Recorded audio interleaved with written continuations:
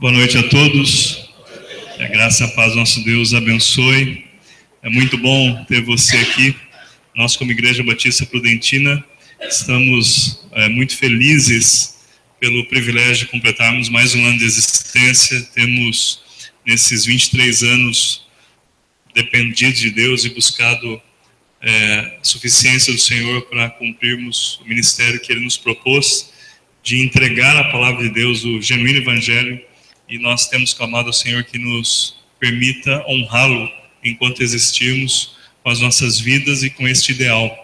Estamos muito felizes de ter você aqui, mas de maneira especial ter o pastor Tamir conosco aqui.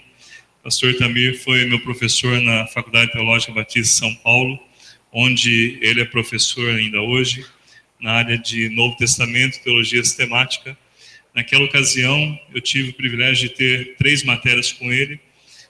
Todas foram excepcionais, mas uma me marcou muito em especial, foi Teologia da Vida Cristã. Eu lembro que nós fizemos logo no primeiro semestre, e é uma matéria que, como o nome já diz, ela visa nos colocar realmente no eixo do ponto de vista bíblico, para que possamos realmente cumprir o ministério, para que possamos entender qual seja a vontade de Deus para as nossas vidas. Foi muito preciosa essa matéria para mim. Marcou muito a minha vida, contribuiu muito com a compreensão que eu tenho de Deus. Por isso, é uma alegria, uma honra muito grande para mim, como ex-aluno do pastor Tamir, me ver mais uma vez, por algumas horas pelo menos, como aluno de novo, né? Só que, graças a Deus, não vou precisar fazer prova dessa vez. Mas, realmente foi um tempo muito precioso. O pastor Tamir não gosta que fique falando muito dele. À medida que eu for falando aqui, você vai perceber que o semblante dele vai ficando um pouco bravo, porque ele realmente tem, não gosta que fique divulgando, mas eu quero que você conheça um pouco de quem é esse homem, ou quem é esse homem, formado também na Faculdade Teológica Batista de São Paulo, também com formação, foi bacharel também, mestrado? Bacharelado também em grego pela USP e mestrado na Unesp, na Liberal. Na Unesp, mestre pela Unesp. E desde então, o pastor Tamir não só ministrava na igreja, hoje ele tem também o seu ministério, agora não está na igreja fixa, mas tem o seu ministério, digamos assim, itinerante. Ele vai por todo o Brasil levando a palavra de Deus. Para quem não conhece, você pode conhecê-lo mais através dos programas que ele tem na Rádio Transmundial. Hoje são 3 programas, o Através da Bíblia, Entendendo a Bíblia e a Palavra e Canções. 3 programas para você se aprofundar no conhecimento da palavra e também perceber como esse homem é um homem de Deus, usado por Deus, principalmente na entrega da palavra. Você vai perceber que ele tem o dom de nos cativar no momento que vai falando. Tem uma didática que nos deixa realmente muito relaxado. Eu acho que você vai ficar motivado a vir até o domingo à noite. Não estou incentivando ninguém a faltar no seu culto, na sua igreja local. Só estou dizendo que você vai se sentir motivado a isso, tá ok? Mas é uma alegria muito grande ter você aqui e ter o pastor Tamir, que vai com certeza nos abençoar. Gostaria de orar, pastor. Sim. Vamos falar com o nosso Deus. Pai querido, obrigado, ó Pai, porque o Senhor é um Deus maravilhoso e por conta disso tem nos proporcionado experiências fantásticas. Pai, nós te louvamos porque um dia o Senhor nos deu o privilégio de conhecermos a salvação em Cristo Jesus. Sim. E desde então temos conhecido o teu propósito cada dia mais por conta das manifestações múltiplas da sua graça nas nossas vidas. E agora nós estamos diante de mais um tempo, ó Pai, de estudo da tua palavra. Te louvamos pela vida do pastor Tamir, o entregamos em tuas mãos e clamamos que o Senhor o use como tem feito durante todo o seu ministério e que os nossos corações estejam prontos para receber, prontos para aplicar tudo aquilo que o Senhor tem a nos ensinar nessa noite e nos próximos dias. Obrigado, ó Pai, como igreja, de podermos completar mais um ano de existência. Clamamos que o Senhor nos permita muitos deles e que sejam todos para a tua honra e para a tua glória. Nós oramos e clamamos por esse tempo, em nome de Jesus. Amém. Amém. O pastor Tamir vai apresentar agora a sua esposa, Você tem algumas informações do pastor Tamir aí no boletim, mas já estão desatualizadas. Aí, por exemplo, fala que ele tem uma neta, agora já são 6. Isso de um ano para cá. Não vem nem tanto. Os irmãos terem uma ideia, em 11 meses já foram 3 netos. Só Deus sabe o que pode vir. Vem, quando o pastor voltar aqui, quantos netos serão, mas depois você pode ter outras informações e vai apresentar a sua esposa. Pastor, fique à vontade.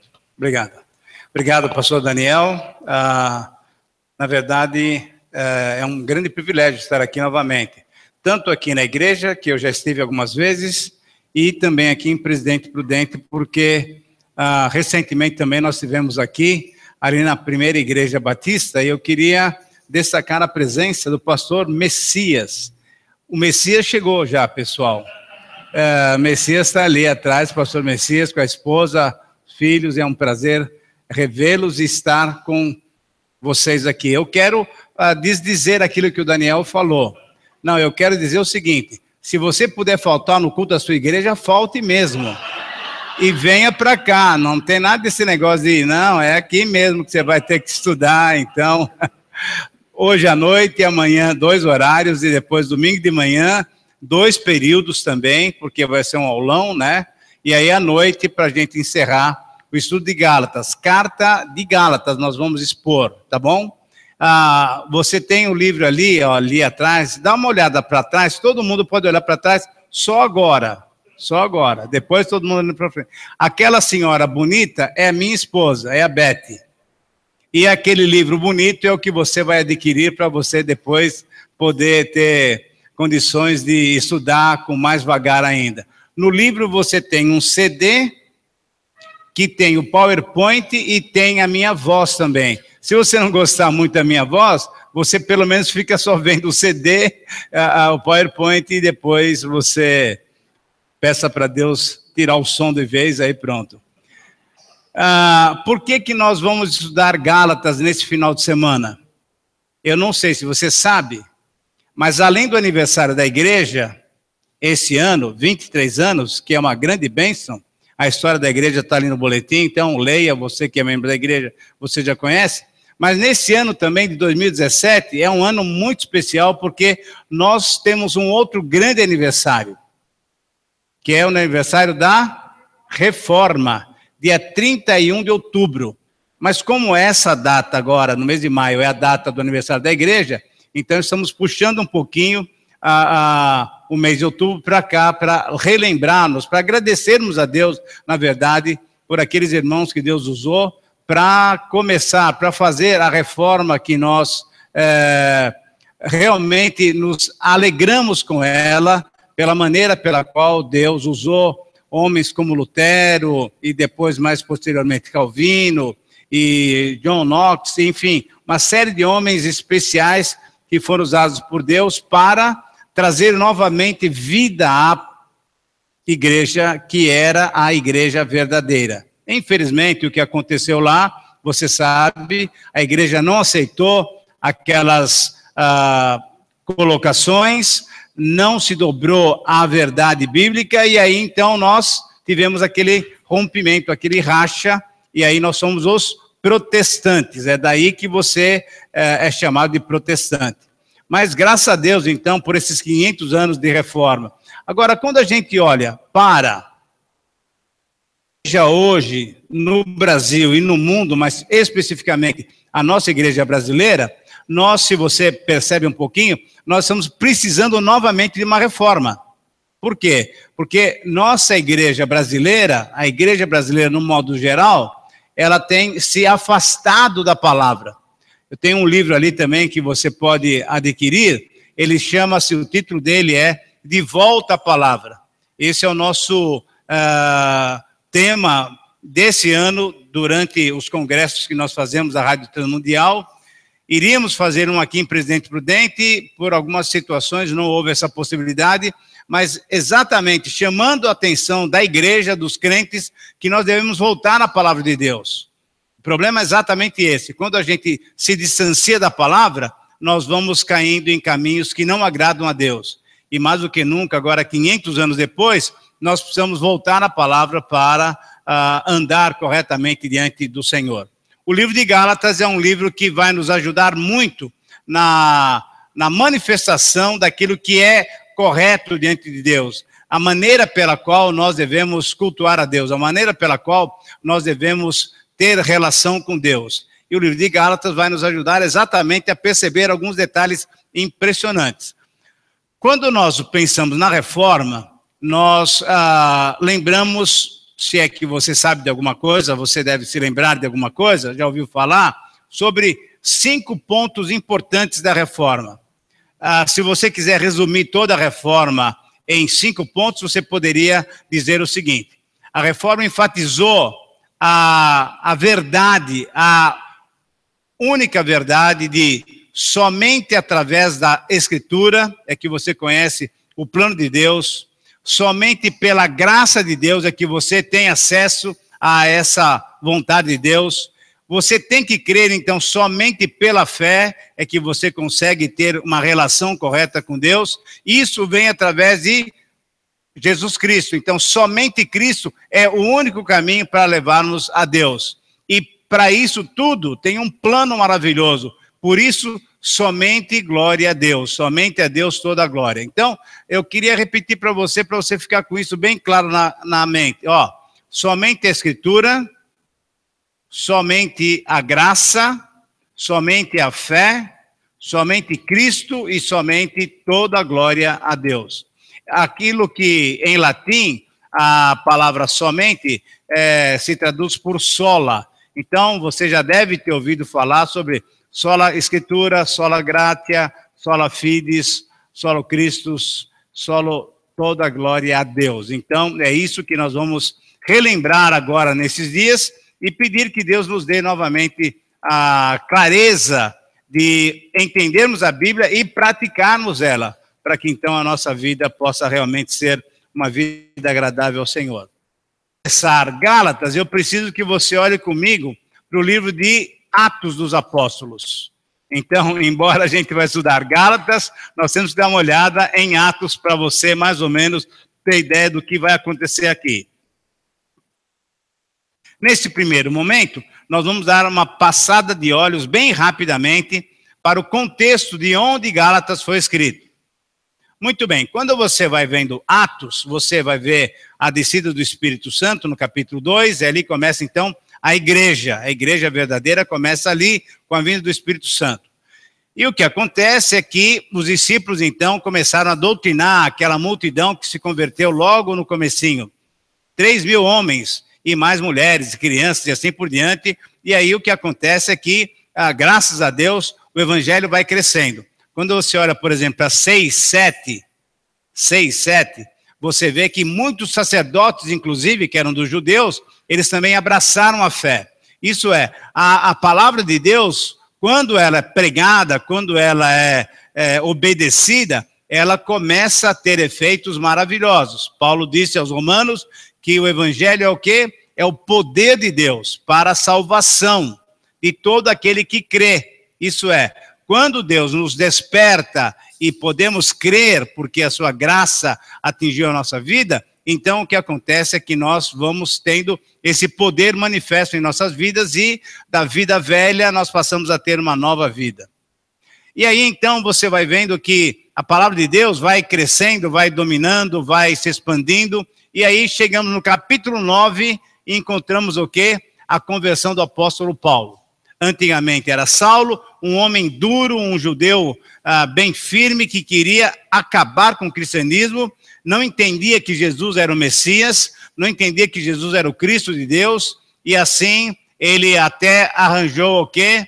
Cartas de autorização para ir até Damasco, que é a Síria, essa Síria que você tem visto na televisão, que infelizmente está sendo bombardeada, né, está sendo acabada com esse ditador meio diferente lá, para não dizer outra coisa.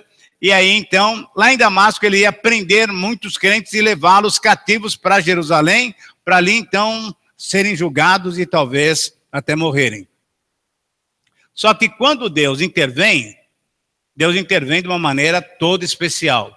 E o que aconteceu foi que esse homem durão, perseguidor da igreja, ele é atingido pelo poder do evangelho. E aí, lá bem mais distante, Paulo fala, olha, na verdade, Deus já tinha me escolhido, Deus já tinha me chamado antes que eu nascesse. Antes que eu nascesse. E é muito interessante isso, eu queria que você olhasse para a sua vida. Você talvez tenha entendido que você fez uma decisão por Cristo, que você aceitou a Jesus, que você tomou uma iniciativa. Na verdade, se você considerar corretamente a palavra de Deus, você vai ver que Deus já tem um trabalho com você sem que você saiba. Ele foi dando corda para Saulo. Saulo, faz o que você quiser, quer prender, prende, quer participar da morte de Estevão, participa e tal, porque vai chegar um momento que eu vou falar, acabou e acabou. E quando ele fala acabou, fim de papo mesmo. Não tem jeito. E o que aconteceu naquela estrada para Damasco foi o quê? Foi exatamente isso. E aí esse homem cai por terra. Vamos deixar claro aqui uma vez, ele não estava no cavalo. Essa história de que ele caiu do cavalo não é verdade. Ele estava andando e caiu por terra mesmo, caiu mesmo. E aí ele fica apavorado, porque ele vê um clarão, uma coisa assim espetacular, e aí ele ouve uma voz. Saulo, Saulo, por que me persegues? E aqui eu já queria que você pegasse a seguinte lição. Quando alguém persegue você, quando alguém persegue a igreja, na verdade, não está perseguindo nem você nem a igreja. Está perseguindo quem? O dono da igreja. Então a briga não é com a gente, a briga é com ele. Fica tranquilo. Deixa a coisa acontecer, porque ele tem cuidado da igreja. E aí então há aquela conversão maravilhosa. E se você lembra mais ou menos, rapidamente, Paulo agora é um cara estranho no meio dos cristãos, porque todo mundo está com um pouco de medo dele. Esse cara aqui, não sei não. Mas tem um homem lá que coloca a mão no fogo por ele. Quem é? É Barnabé. Barnabé é uma pessoa fora de série que valeria a pena um dia você estudar a vida dele. E aí ele faz o seguinte, ele apresenta Paulo aos demais apóstolos, a igreja em Jerusalém e assim por diante. Então ele agora é incorporado na comunidade dos santos, na família de Deus. E a coisa então começa a se desenvolver, e quando você olha lá para o capítulo 13, você vai ver que Paulo e Barnabé são chamados pelo Senhor para um propósito específico, que é fazer a primeira viagem missionária aos gentios. Um dos gentios já tinha se convertido, nós temos um ícone ali, que é o Cornélio, através do apóstolo Pedro, mas quando nós olhamos para o capítulo 11 do livro de Atos, você encontra então uma igreja começando a florescer lá em Antioquia da Síria, pertinho ali de Damasco. E aí o que acontece? O pessoal de Jerusalém, só para recordar, para que você tenha a ideia do que nós estamos falando aqui, o que acontece? O pessoal de Jerusalém fala, olha, precisamos saber o que está acontecendo lá em Antioquia da Síria. E aí elegem Barnabé, para que Barnabé vá lá para ver o que está acontecendo. Quando você olha o capítulo 11, versículo 19 em diante, você vai ver um relato dos mais preciosos. Barnabé, porque era um homem bom, cheio do Espírito Santo, cheio de fé. Quando ele vê aquilo que Deus está fazendo ali, ele se alegra demais. E ao invés de mandar relatório para Jerusalém, ele fala, não, eu vou ficar por aqui. Eu vou ficar por aqui, porque aqui a coisa está muito boa. Aqui eu estou vendo realmente a presença de Deus, a ação de Deus. E ele começa a trabalhar com o pessoal, e Deus vai dando mais gente ainda, vai dando mais gente. Quando nós pregamos o evangelho, quando nós pregamos corretamente, Deus vai abençoando, porque a palavra de Deus é o poder de Deus. E aí chega um momento, olha só que coisa interessante, que Barnabé começa a ver que tem muita gente, ele não consegue mais controlar o pessoal. Ele fala, bom, então agora eu preciso de alguém para me ajudar. E quem que ele vai buscar? Exatamente aquele homem que foi um dia confrontado com o poder do Senhor Jesus Cristo. Saulo é chamado para ajudar Barnabé na igreja de Antioquia. Essa igreja se torna tão especial, através do ministério de Paulo, Saulo e Barnabé, que pela primeira vez, olha só, pela primeira vez, isso é por volta do ano 45, mais ou menos. Então, pelo menos 20 anos depois da vinda do Espírito Santo. Tá? E aí, o que o pessoal começa a falar sobre aquele grupo de pessoas? O pessoal da cidade começa a estranhar. Esse pessoal se reúne de casa em casa, esse pessoal se trata de uma maneira diferente, mas eles têm uma coisa esquisita, só falam de um tal de Cristo para cá, Cristo para lá, qualquer conversa com eles é Cristo, é Cristo, é Cristo. Esses caras a gente podia chamar eles são os cristãos. Primeira vez que esse nome aparece, ali em Antioquia, fruto do trabalho de Barnabé e Paulo. Na verdade, cristão foi um primeiro nome, quase que uma ironia, um xingamento, porque só se falava em Cristo. E graças a Deus, é isso que nós temos que conversar e falar para as pessoas. E aí a igreja cresceu de tal maneira que no capítulo 3 a gente vê que temos uma liderança múltipla, e esse pessoal estava orando, servindo a Deus, com jejuns, com oração, colocando seus dons espirituais à disposição do Senhor. E aí Deus chama Barnabé e Paulo para uma obra que Deus tinha já designado no seu coração. E a obra que acontece aparece no capítulo 13 e 14. Qual que é a obra?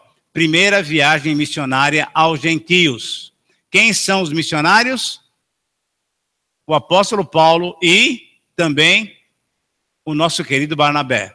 E a partir daí o que acontece é uma coisa muito especial. O que acontece? Acontece o seguinte: muita gente se converte ao Senhor. E eles vão passando por uma região chamada Galácia. Daí é que vem a carta aos Gálatas. E eles pregam o evangelho. E aí eles atingem algumas cidades. Uma outra cidade chamada Antioquia, só que é da região da Pisídia. Antioquia da Pisídia, Icônio, Derbe e Listra. São 4 cidades que eles atingem nessa região chamada da Galácia. E ali, então, o evangelho prospera e o pessoal aceita Cristo. E é o pessoal de maioria gentia, isso é, que não é judeu.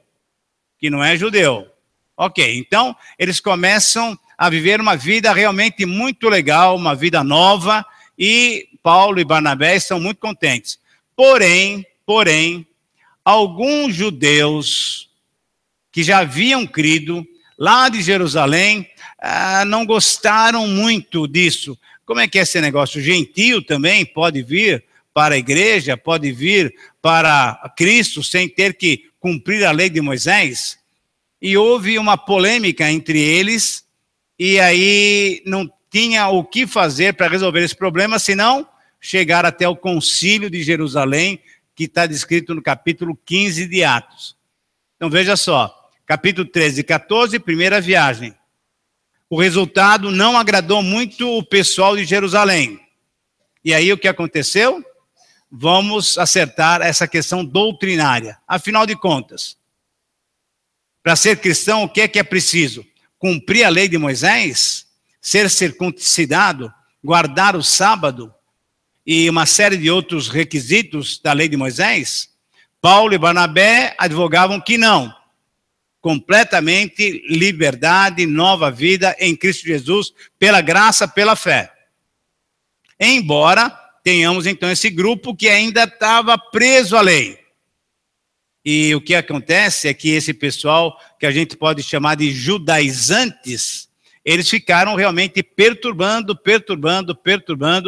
e graças a Deus o concílio, lá no capítulo 15, definiu que o evangelho pode ser recebido, a graça do Senhor é o evangelho, é recebida apenas pela fé. E é graça, não é mérito nenhum. Você não precisa fazer absolutamente nada, apenas porque Deus chama você, apenas porque Deus te traz para Ele mesmo, Deus te atrai, você simplesmente abre o teu coração e pela fé recebe o Senhor Jesus Cristo. E ficou definido isso, graças a Deus. E por isso esse evangelho é o evangelho que nós cremos, é o verdadeiro evangelho. Só que esse pessoal de Jerusalém já tinha ido lá e perturbado aqueles cristãos que tinham nascido de novo, aonde? Antioquia da Pisídia, Derbe, Icônio e Listra. E aí, então, Paulo vai escrever, logo depois da sua viagem, uma carta para aqueles irmãos da Galácia. Por quê? Porque ele ficou surpreso. Algum tempo atrás, pouquíssimo tempo atrás, eles tinham recebido o Senhor Jesus, tinham tido uma nova vida, uma conversão especial, a vida de liberdade, mas agora esse pessoal que ouviu esses chamados judaizantes estava começando a entender que o certo mesmo era cumprir a lei de Moisés. E aí Paulo fica muito perplexo, muito curioso, e ele fala, pessoal, peraí, vocês não entenderam nada, será que todo o trabalho que eu e Barnabé fizemos foi em vão? Então ele escreve essa carta para colocá-los novamente no rumo certo, isso é, no rumo do evangelho verdadeiro. Então, se você conseguiu entender esse pano de fundo, agora você vai poder entender realmente o conteúdo dessa carta aos Gálatas.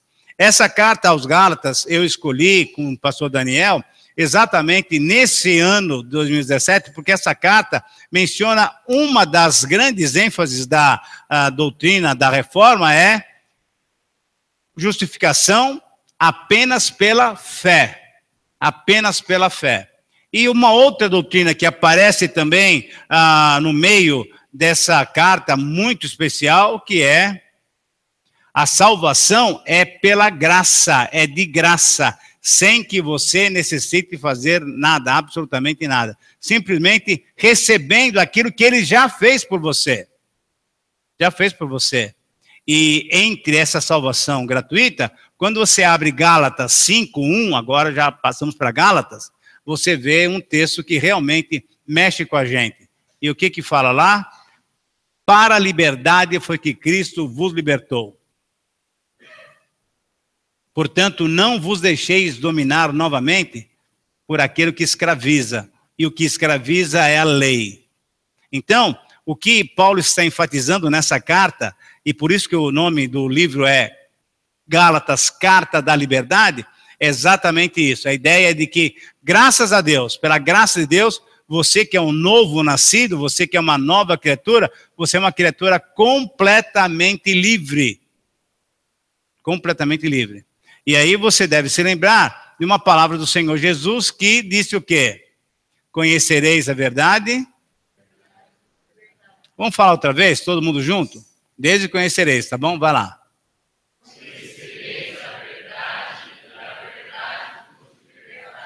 Essa é a grande mensagem de Gálatas. Essa é a grande mensagem do Evangelho. Essa é a grande mensagem do verdadeiro Evangelho. Então, com essa introdução, nós vamos passar rapidamente agora para olhar para o capítulo 1. Então, o que você vai ver aqui é uma porção de slide correndo rapidamente, mas esses slides estão lá no livro, lá no CD, então se você depois quiser adquirir, você poderá fazê-lo. Como nós já andamos, então nós vamos agora já para o capítulo 1. Deixa, entretanto, mostrar algumas coisinhas para você, só para você entender o que nós temos aqui. Aos judaizantes, judeus convertidos, que já tinham aceitado Jesus como Senhor, como Cristo, tá? Mas aí, eles ainda não tinham se libertado da lei. E a partir daí, então, nós temos toda essa polêmica que eu acabei de mencionar. Eles estavam com uma versão do Evangelho que obedecia à lei. Que obedecia à lei, quer dizer, Evangelho sim, Jesus sim.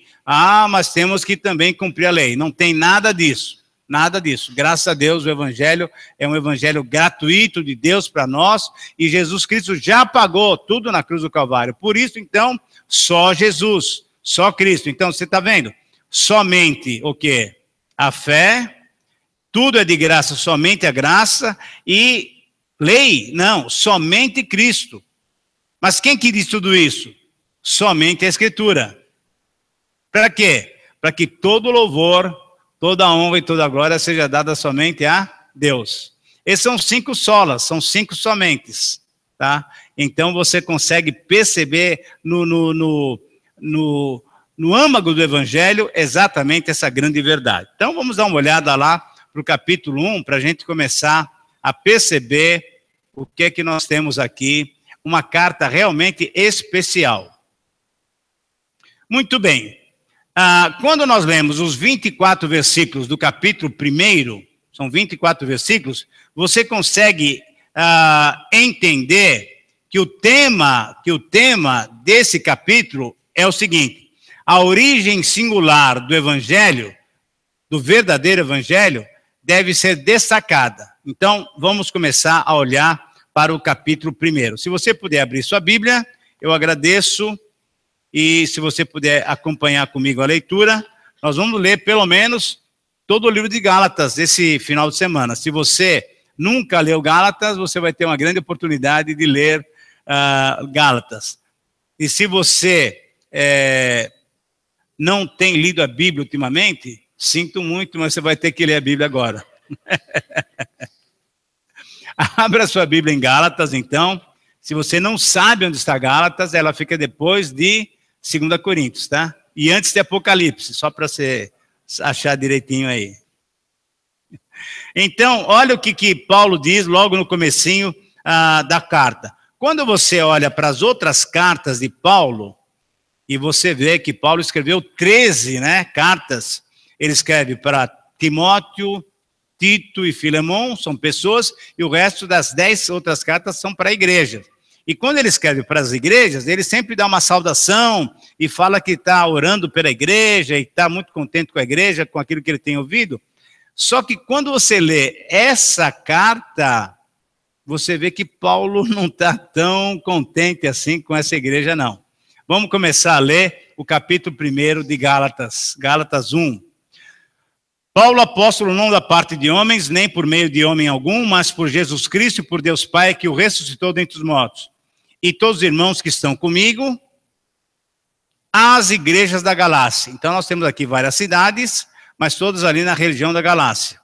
Graça e paz a vós outros da parte de Deus, nosso Pai, e do Senhor Jesus Cristo, que se entregou a si mesmo pelos nossos pecados, para nos livrar, olha só, desse mundo mau, segundo a vontade do nosso Deus e Pai.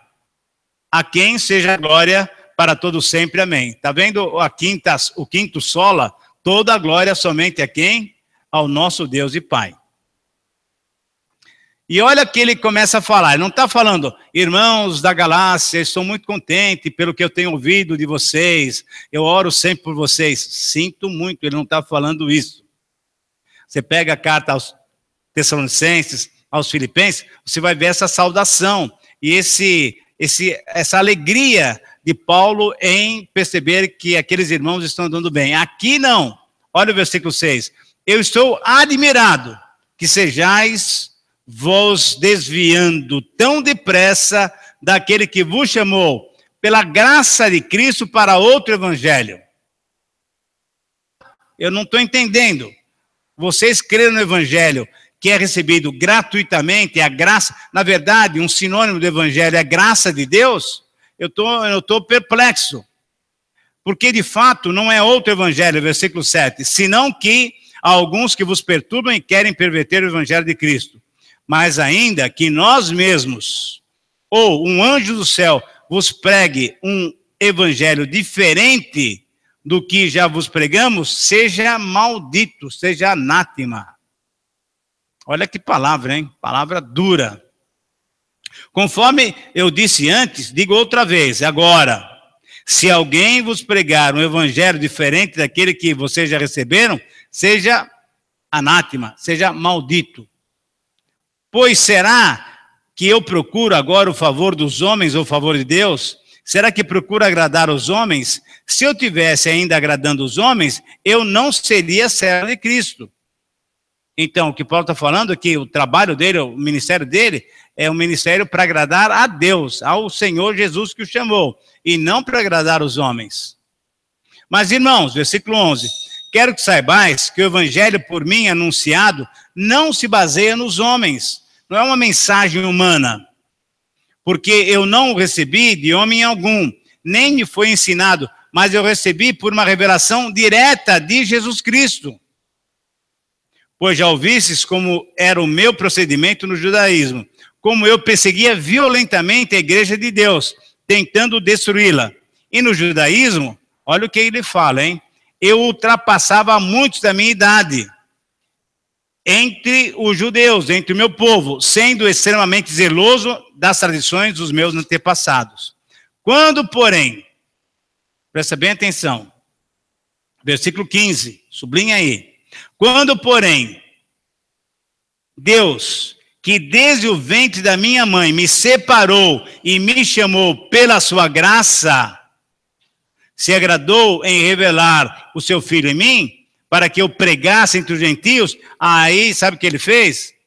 Foi lá perguntar para Pedro, Pedro, posso pregar? Ô João, o que você acha? Não, eu não consultei ninguém, porque o evangelho e a chamada de Deus foi tão preciosa e tão clara, que ele não perguntou para mais ninguém. 17, eu também não subi para Jerusalém para me encontrar com os que já eram apóstolos antes de mim. Mas o que eu fiz, eu parti para a Arábia e voltei outra vez para Damasco. Depois de 3 anos, subi a Jerusalém para conhecer Pedro, Cefas, e passei 15 dias com ele. Eu imagino essa conversa deve ter sido muito legal. Batendo papo lá com Pedro, e daí, como é que foi? Como é que foi aquela história de você começar a andar na água e depois começar a afundar? Eu já ouvi essa história, me conta direito isso daí. Como é que foi esse negócio? Quer dizer, imagina só o papo dos dois. Eu, quando chegar no céu, eu quero conversar com os dois para ver o que eles conversaram aqui, porque deve ter sido bem interessante. 19. Mas eu não vi nenhum outro dos apóstolos, a não ser Tiago, irmão do Senhor. Que Tiago é esse, pessoal? Vamos aprender um pouco a Bíblia. Esse Tiago é meio-irmão de Jesus. Esse Tiago é filho da Dona Maria e do seu José. Nada de Virgem Maria. Virgem Maria até recebeu o Senhor Jesus. Depois que ela deu a luz, já não era mais virgem, e aí o seu José completou a obra fazendo vários filhos.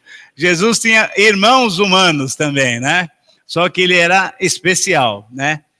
Ele é filho de Deus, pelo Espírito Santo, e nasceu através da nossa querida irmã Maria. Só isso, nada de Ave Maria, tem nada disso daí. Muito bem, esse Tiago é o autor da carta que você tem aí na Bíblia, tá? É esse o irmão de Jesus, que só creu que Jesus era de fato Filho de Deus, Messias, quando Jesus ressuscitado apareceu para ele. Deve ter sido um encontro muito legal também, né? Jesus encontra Tiago e fala, e aí, mano, como é que é? E Tiago fala, você estava morto, o que é isso? Você não cria, agora você tem que crer, sinto muito, mas eu sou o Senhor. E quando o Tiago escreve a sua carta, é muito legal, né? Ele trata Jesus realmente como Senhor. Como Senhor, porque Ele é o Senhor. Ele é o Senhor. Então, Paulo tem um encontro também com esse Tiago, tá bom? Mas vamos continuar lendo, versículo 20.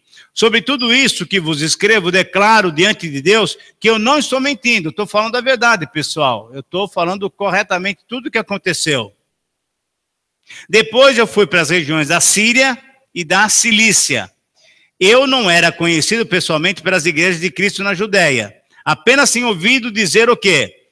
Aquele que nos perseguia, agora prega a fé, que antes tentava destruir, e glorificavam a Deus por minha causa. Quando Deus faz uma obra especial em nossas vidas, sem dúvida nenhuma, é toda a honra e toda a glória a Deus.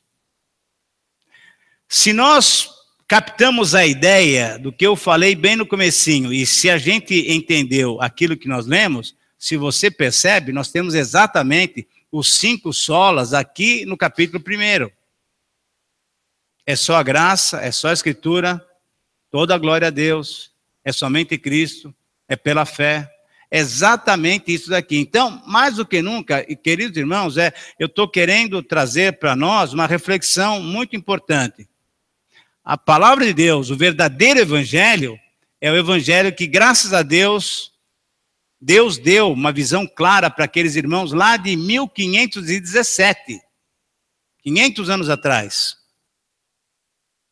E porque eles estavam incomodados, vendo que a igreja daqueles dias estava indo por um caminho completamente errado, Deus despertou alguns servos dele, fiéis, sérios, e começaram a se distanciar daquilo que oficialmente se fazia. E não só se distanciar, mas eles começaram a fazer o quê? A proclamar a verdadeira mensagem do Evangelho. E a verdadeira mensagem do Evangelho ia exatamente contrária àquela prática que a igreja daquele tempo praticava. Aquilo que a igreja praticava era completamente distante daquilo que o Evangelho pregava. E aí, então, Deus foi usando certos homens. No ano passado, pela graça de Deus, lá pela Rádio Transmundial, nós tivemos a oportunidade de fazer uma viagem, chamamos de Viagem da Reforma. E passamos pelos diversos lugares onde houve esse movimento. E onde os personagens mais importantes da Reforma atuaram. Visitamos as suas igrejas, visitamos as suas cidades, os lugares onde, por exemplo, Lutero se escondeu, logo depois da sua proclamação das 95 teses. Enfim, foi um momento assim muito especial. E durante essa viagem ficou cada vez mais claro de que a igreja foi sendo preparada por Deus para aquele momento especial. Nós visitamos, por último, lá em Praga, a cidade onde pregou um homem chamado Jan Hus. Jan Hus, J-A-N-H-U-S-S. Esse homem pregou a reforma já, o verdadeiro evangelho, 100 anos antes, lá por volta de 1400, 1415. 100 anos antes. Então, para você ver como é que Deus vai trabalhando no seu povo até que, em certo momento, as coisas acontecem. Deus foi trabalhando com os judeus até que, em certo momento, Deus chama Paulo para pregar para os gentios. Deus é assim, ele vai preparando o terreno até que, no momento certo, as coisas acontecem da maneira que ele quer. Ele é o nosso Deus soberano. Na sua vida, na minha vida, na vida da igreja. E aí, então, o que acontece é que esse homem, ele foi queimado vivo. Queimado vivo. Despertando, assim, a paixão, né? O fervor de outros crentes, que depois de um século, então, eclodiram na Reforma Protestante. Lutero foi esse homem que Deus usou para pregar contra as práticas que estavam sendo usadas. E uma das práticas, só para que a gente se lembre, ou para que a gente saiba, era uma prática da venda das indulgências. Se é que você sabe o que significa essa palavra, indulgência, eu acho que as pessoas mais idosas aqui devem saber o que é indulgência. A meninada nova não sabe, porque, infelizmente, isso é uma verdade. O português, o vocabulário dessa garotada, desculpem vocês que são jovens, mas compram um dicionário para começar a estudar um pouco. Aí você vai ver que indulgência significa o quê? Perdão. Perdão. Então, sabe o que a igreja fazia lá, pessoal, há 500 anos atrás? Ela vendia perdão. Ela vendia perdão. É impressionante. Quer dizer, para ganhar dinheiro, qualquer coisa válida. Agora eu pergunto o seguinte, o que está acontecendo hoje? Não é exatamente a mesma coisa? Por isso que nós estamos falando, nós estamos precisando de uma nova reforma. E, sem dúvida nenhuma, voltar à palavra, estudar um livro como Gálatas, Romanos, tem que ser uma coisa prioritária na nossa vida, para a gente entender o que é o verdadeiro evangelho. Não dá para a gente fugir disso daqui, porque senão nós vamos desagradar a Deus e vamos estar caminhando exatamente como aconteceu 500 anos atrás.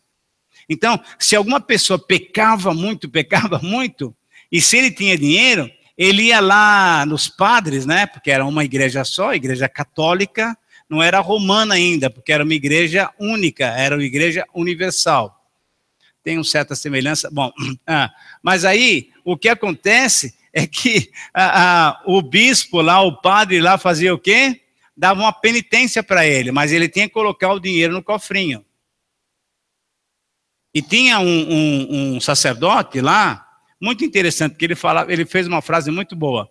Enquanto as moedas estão caindo no gasofilácio, uma alma está saindo do inferno para o céu.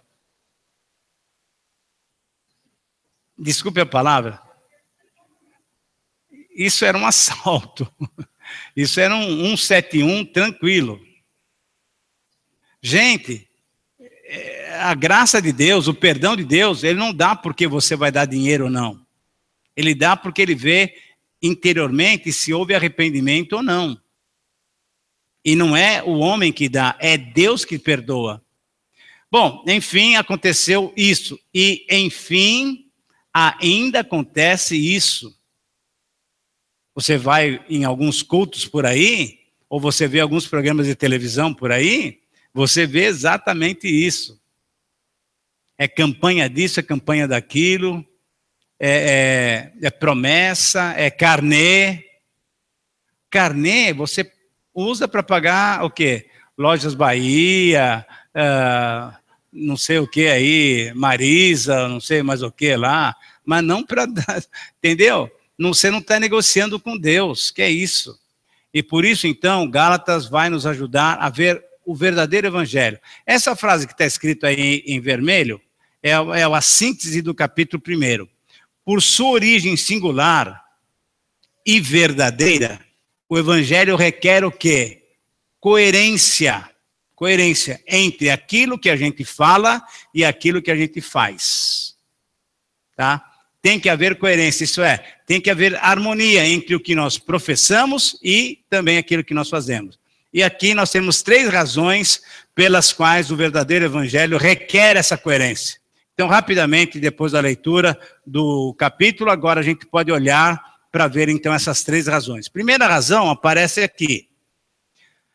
Olha só, por que o evangelho requer coerência naquilo que você faz e naquilo que você fala? Porque a mensagem do evangelho, ela tem origem aonde?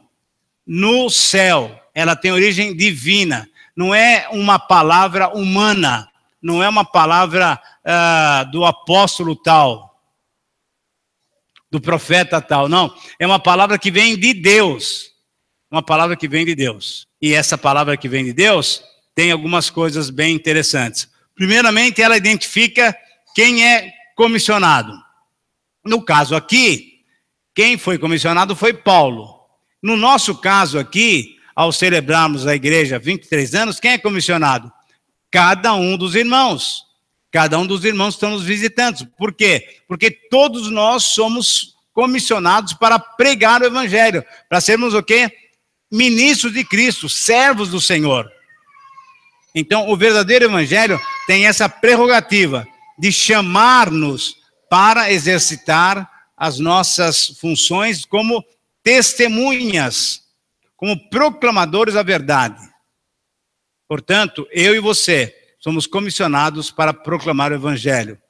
Essa coerência é exigida porque eu tenho que ter o quê? Um grupo de irmãos, essa comunidade cristã. A vida cristã, queridos irmãos, a gente tem que entender bem isso daqui. Vamos lá. A salvação é individual. Isso é inegável. Não tem filho de crente que é crentinho. Como tem peixe, que o filho é peixinho. Não. Crente é crente e depois o filho tem que ser crente também e o neto tem que ser crente e assim por diante. Ok. Vida cristã é individual. A salvação é individual. Mas a vida cristã, o nosso ministério, o que é? É coletivo. A vida cristã é comunitária. É comunitária. Veja o exemplo do apóstolo Paulo. Ele vai para Jerusalém e pede cartas, então, para ir para Damasco para prender o pessoal. tá bom, tá todo cheio de si, vou prender, vou acabar com o cristianismo. Chega lá, tem aquela experiência com Jesus. E sabe o que acontece com ele? Se você olha lá em Atos 9, logo na conversão dele, depois que Ananias ora para ele, ele vai para onde? Para uma comunidade cristã. É ali que nós nos fortalecemos. E o texto é muito claro. Depois de ter comido também, porque ele ficou 3 dias no jejum, ele se fortaleceu e participou da comunhão durante alguns dias. Queridos irmãos, a vida cristã precisa ser desenvolvida nesse ambiente, no ambiente dos santos, ambiente em que nós podemos abençoar uns aos outros. Uma terceira verdade que o texto pede é que eu, nessa comunhão, devo compartilhar essa bênção especial que é ter o quê? Jesus como meu Senhor, portanto, nós somos o quê? Servos do mesmo Senhor. Se temos Deus como Pai, nós somos irmãos. Não há essa possibilidade de termos o quê? Rixa, divisões dentro da igreja.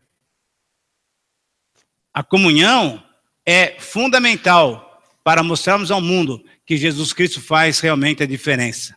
Essa vida concede o quê? Salvação em Cristo Jesus. Salvação somente em Cristo Jesus. E por isso, então, toda a glória, toda a honra, somente ao Senhor. Capítulo 1, do versículo 1 até o versículo 5, nós encontramos exatamente isso. O Evangelho requer uma coerência, harmonia entre a prática e a pregação, porque o Evangelho tem origem aonde? Divina. Não é origem humana, é origem de Deus. É Deus que chamou Paulo, é Deus que deu essas ferramentas para Paulo, é Deus que colocou Paulo numa comunidade. E dessa comunidade, então, ele começa a evangelizar, começa a proclamar o Evangelho. Uma segunda razão que nós encontramos nesse versículo, ou nesse capítulo, é que, olha só, essa coerência é exigida por quê? Porque deve haver essa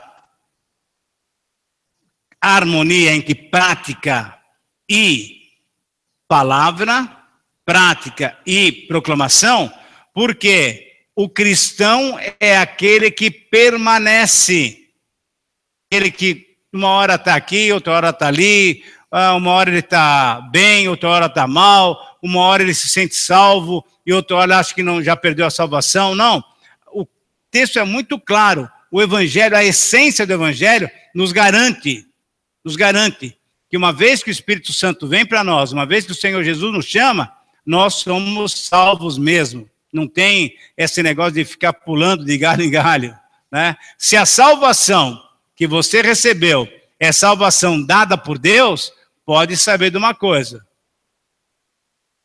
Você está salvo. Agora, se a salvação foi providenciada por você, aí sim, porque a tua palavra diante da palavra de Deus, a minha palavra como homem diante da palavra de Deus, a minha palavra é falha.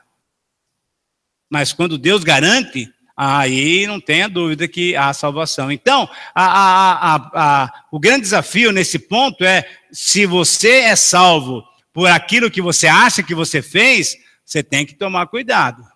Mas se você entende que você é salvo por aquilo que Deus fez, fica tranquilo, fica sossegado. Porque essa é a garantia que nós temos da palavra de Deus, porque o cristão permanece. E olha aqui, por quê? Nós fomos chamados pela graça de Deus. Pela graça de Deus. Eu e você fomos chamados. Não foi você que tomou a iniciativa. Gente, isso nós precisamos entender claramente. Eu queria que você lembrasse de um episódio que aconteceu muito tempo atrás, que você não estava lá para ver, mas eu posso te relatar. Nem eu estava lá. Mas a gente pode relatar. Quando o homem pecou, o papai Adão e a mamãe Eva, o que aconteceu? Eles perceberam que estavam nus, tá certo? E aí, o que eles fizeram? Cozeram uma roupa lá de folha e tal, e se esconderam. Ficaram com medo. O pecado trouxe esse grande privilégio para a raça humana. Medo, vergonha. E aí, olha só que coisa bonita. Deus o segundo texto lá, sempre ia à tarde bater um papo com Adão e Eva. Imagina só, se fossem gaúchos, eles iam lá tomar um chimarrão. Se fossem ingleses, iam tomar o chá das 5. Né? Se fossem mineiros, iam tomar o quê? Um café com pão de queijo. E se fosse aqui de Presidente Prudente, qual é a distinção? Tererê. Aquele chimarrão gelado. Interessante, que eu gostaria de experimentar isso depois. Tá. Então, imagina só Deus ali batendo papo, aquele chimarrãozinho gelado e tal, tererê. E cadê você, Adão? Dona Eva, cadê a senhora? Deus foi ao encontro. Dê uma olhada, sublinha aí na sua Bíblia, Gênesis 3:9. Foi Deus que tomou a iniciativa, porque os homens estavam escondidos. É Deus que sempre toma a iniciativa. Então, olha só, somos chamados pela graça de Deus, sem mérito algum. É Deus que vai nos chamar, é Deus que vai nos trazer para si, nos atrair para si. Sabe por quê? Porque essa é a essência do Evangelho, porque não há outro Evangelho. O Evangelho, o que é? É a graça de Deus. Lembre-se bem, quando os anjos, aquele grande coral de anjos, canta para os pastores, um grupo da sociedade que era desprezada, e qual foi o conteúdo da música? Glória a Deus nas alturas e paz na terra aos homens a quem Ele quer bem. A quem Ele quer bem. Deus nos ama. Deus é gracioso para conosco. E por isso, então, a essência do Evangelho é graça. Não há outro Evangelho. E aí ele fala o seguinte, Paulo é tão firme que ele fala, olha, mesmo que vier um anjo e falar qualquer outra coisa, esquece. Na verdade, nem esquece. Deixa até ficar, essa palavra é dura. Que esse anjo seja maldito. Por quê? Porque a mensagem que eu preguei é a mensagem pura do Evangelho. Qualquer outra manifestação, qualquer outra mensagem que fale, por exemplo, receba Jesus, mas também faça boas obras. Receba Jesus, mas se você não der a sua participação financeira na igreja, você está perdido. Não tem nada disso. É só receba o presente que o Senhor Jesus te deu, que a nova vida é fim de papo. É fim de papo. Não tem mais o que colocar. É só Jesus, é somente Cristo.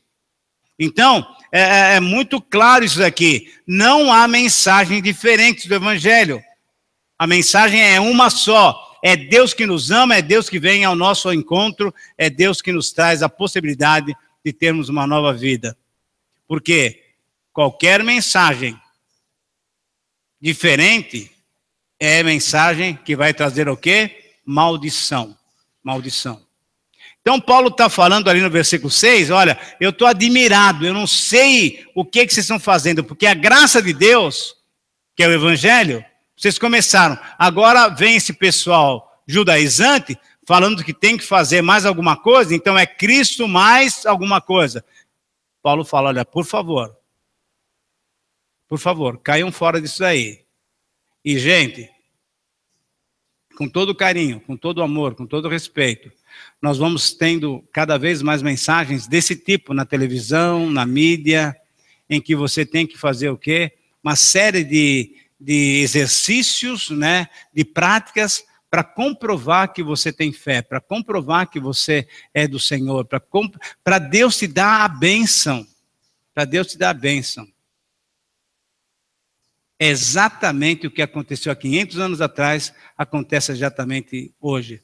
E por isso, então, essa segunda razão mostra que o cristianismo é uma mensagem única. E quem é cristão, ele permanece. Ele não fica para lá e para cá. Nós não brincamos de gangorra. O cristão não brinca de gangorra. É uma posição só. Uma posição só. E aí, no versículo 10 a 24, nós encontramos uma terceira razão, e com isso nós podemos olhar para todo o capítulo novamente para dizer o seguinte: porque ele tem uma origem singular, o Evangelho requer de nós o quê? Uma harmonia, uma coerência entre aquilo que nós proclamamos e a prática que nós fazemos. E aí Paulo fala que a terceira razão pela qual você tem que entender que deva ter harmonia, que deva ter coerência entre prática e palavra, é que os seus ministros, os ministros do Evangelho, são o quê? Distintos. São pessoas diferenciadas. São pessoas que têm alguma ligação direta com Deus. E agora a pergunta que eu quero fazer é a seguinte: quem são os ministros que têm essa ligação direta com Deus? Hein? Hã? Todos nós, pessoal. Todos nós. Não tem aquele que é mais ungido. Que história de ungido é esse? Ungido somos todos nós. Todos nós. Inclusive, quando você fala, aquele pastor está com uma unção diferente, sinto muito, não tem unção nenhuma diferente. Uns são e outros não são. Não, isso aqui é outra coisa. Não, a questão é a seguinte: quando você abre a primeira carta de João, você fica sabendo de uma coisa, que você também tem unção. Sabe o que é unção? É a presença do Espírito Santo na tua vida. Então, todos nós temos a unção. Todos nós temos o Espírito Santo na nossa vida. Se é que você é salvo, você tem o Espírito Santo na sua vida. E, portanto, você tem unção. Então, olha só, nós somos esses ministros, servos distintos, diferentes. O nosso papel realmente é servir aqueles que nos cercam com as boas novas de salvação. E aí Paulo vai mostrar para nós exatamente isso daqui. Primeiro, porque temos uma relação direta com o Senhor. Paulo fala sobre ele, e eu poderia falar isso sobre nós. Graças a Deus. Temos um cântico, não sei se a gente canta esse aqui na igreja. O véu que separava, já não separa mais. Agora, brilha e brilha cada dia mais. Por quê? Porque foi aberto, queridos irmãos, o quê? Um novo e vivo caminho na presença do Pai. Pelo sangue precioso do nosso Senhor Jesus Cristo. Então, eu tenho ligação direta com Deus. Eu não preciso mais de intermediários, eu não preciso mais de sacerdotes. Eu sou o quê? Como nós acabamos de ler, 1 Pedro 2, nós somos o quê? Nação santa, reino de sacerdotes. Eu sou sacerdote, porque um dia aquele grande sumo sacerdote abriu o caminho para que eu pudesse entrar na presença do Pai. Portanto, veja só, porque eu tenho meu passado perdoado, eu tenho uma relação direta com meu Deus. Eu tenho convicção do meu ministério, e eu espero que você tenha convicção do seu ministério. E o seu ministério, entre outros, é proclamar a verdade do Evangelho. Eu e você estamos aqui ainda para servir o Senhor, fazendo o quê? Proclamando o Evangelho. Deixa eu dar uma palavra bem rapidamente sobre isso daqui. Eu acho que até é esclarecedora. Ok, nós aceitamos a Cristo, nós recebemos o Evangelho, enfim, nós somos salvos, e aí você fala, bom, já que eu tenho uma nova vida, uma comunhão plena e direta com Deus, o certo, a lógica humana é, salvo, filho de Deus, agora eu tenho que fazer o quê? Ir para o meu Pai. Então, era aceitar Jesus, receber a salvação e, direto para o céu. Só que você está aqui ainda. E eu sei que muita gente não quer ir logo para lá. Embora lá seja muito melhor do que aqui. Mas a gente sempre tem alguma coisinha, eu gostaria de concluir meu curso, gostaria de ganhar um pouco melhor, de comprar um carro, de construir minha casa, minha vida. Enfim, eu gostaria de ver meus filhos casarem, eu gostaria de ver os meus 6 netos, olha quantos netos, né? Meus netos crescerem, se casarem. A gente ama a volta de Cristo, mas daqui a pouco ainda, daqui a pouco, né? É interessante isso. E a pergunta é, então por que Deus nos deixa aqui? Já que nós somos filhos, já plenamente, completamente salvos. Porque Ele quer que você trabalhe para Ele aqui. Por quê? Porque tem muita gente ainda que ainda não recebeu o Senhor Jesus. E qual é o seu ministério? Proclamar a verdade e viver a verdade do Evangelho. Então, eu e você temos um ministério para fazer. Além de vários outros dons que Deus tem nos dado, você é uma testemunha. É alguém que proclama a verdade da palavra de Deus. E com orgulho, porque você é alguém especial? Não, com humildade para com os irmãos. Tendo um testemunho que glorifica ao Senhor. Queridos irmãos, quando nós pegamos esse capítulo 1, a gente já começa a ver que sabor que essa carta tem. Como é gostoso estudar essa carta, porque essa carta nos mostra, então, o verdadeiro caminho pelo qual nós devemos andar. Um caminho que vai realmente nos levar a ter uma vida agradável a Deus. Mas, em termos gerais, essa carta está mostrando o quê? Que eu tenho que ser coerente na minha vida com aquilo que eu proclamo e com aquilo que eu vivo. Proclamação e prática devem vir andando completamente juntos. Conclusão, uma vez transformado pelo poder do Evangelho, todo cristão é desafiado a viver o quê? Coerentemente, de uma maneira correta, entre palavra e ação. Palavra e ação. Temos que ter coerência. Como é que eu vou viver? Uma vida livre em Cristo Jesus.